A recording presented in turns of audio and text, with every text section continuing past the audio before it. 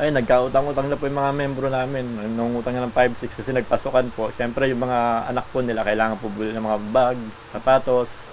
Kaya nangutang po sila sa labas. Kumusta po yung sinasabi nyo? Pakipaliwanag po kung ano po yung nangyari sa inyo ngayon.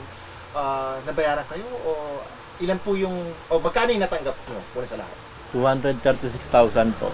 Samantalang 500, mga kulang-kulang 500,000 po yung inaasahan namin. O humigit pa ganun. Okay. So ano pong sabi sa inyo ng LTFRB? Nag-complain na po dun yung chairman namin, tsaka yung treasurer namin. Unahin daw muna po nila bayaran yung iba bago daw po nila tignan yung problema para sa amin. Pero wait, nakwenta niyo po kanina, kulang Yung kilometers po na tinakbo namin, dapat na 4.1 kasi mula nag-service contracting po kami nung mga nauna pa po. 4.1 na po yung binabayaran sa amin. 3.4 lang na ibigay sa amin. Ba't daw kulang? Ano sabi ng LTFRB? Yung di po lumalabas sa system nila, nakita rin, pero nagdala po kami ng mga ebidensya na talagang 4.1 po yung tinatakbo namin. Titingnan daw muna po nila. Parang nabanggit po nila recently, nung huli ako nagpunta sa kanila bago natapos ng service contracting, na parang naiba raw yung ruta ninyo. Tama? Hindi po, yung pa rin pang ruta namin. Wala namang Wala pong pagbabago.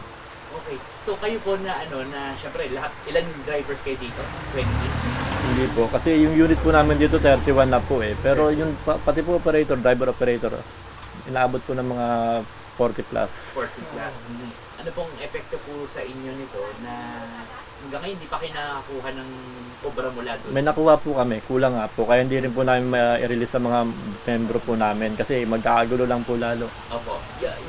Sabi ko po, yun nga po, hindi pa naibibigay dun sa mga membro. Ano pong epekto po sa kanila, sa inyo? Ay, nagkautang-utang na po yung mga membro namin. Nangungutang na ng 5-6 kasi nagpasukan po. Siyempre, yung mga anak po nila kailangan po bili ng mga bag, sapatos. Kaya nangutang po sila sa labas. More or less magkano po yung dapat na makuha ng bawat driver?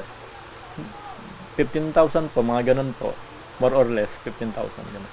Pero wala pa silang... Wala pa po sila natanggap galing sa amin. Oh. So, kulang po ng 9 days, 11 days po ang kulang. nila. Tapos ngayon... Kulang pa po sa sukat. May binigay ba silang araw ang LTFRB? Wala po eh. Wala po silang may pangako basta titignan daw po nila. Di ba po nang tumatakbo tong service contracting, syempre mas maliit yung kinikita ninyo kasi discounted yung pamasahe. Opo. Gaano po kalaking kabawasan ito sa kita ninyo? Unang-unang tinamaan po dyan, operator. Kasi dati pong boundary po namin 700. Eh, nagtaas po yung gas. Tapos, discounted po yung pasahero. Ginawa na lang po namin 400 yung boundary niyan nung service contract. So, yung driver kumikita naman kahit paano?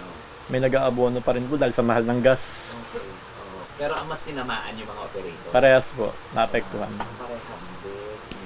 So ngayon po, ano next step po ninyo sa LTFRB? Ano po yung sunod na kailangan nyo? Ayun po yung chairman po namin, panilang po ang follow-up doon, tsaka yung treasurer namin. Kasi yung treasurer po namin, taga ron lang po malapit po doon. Kaya yun na lang po sumasama sa chairman namin.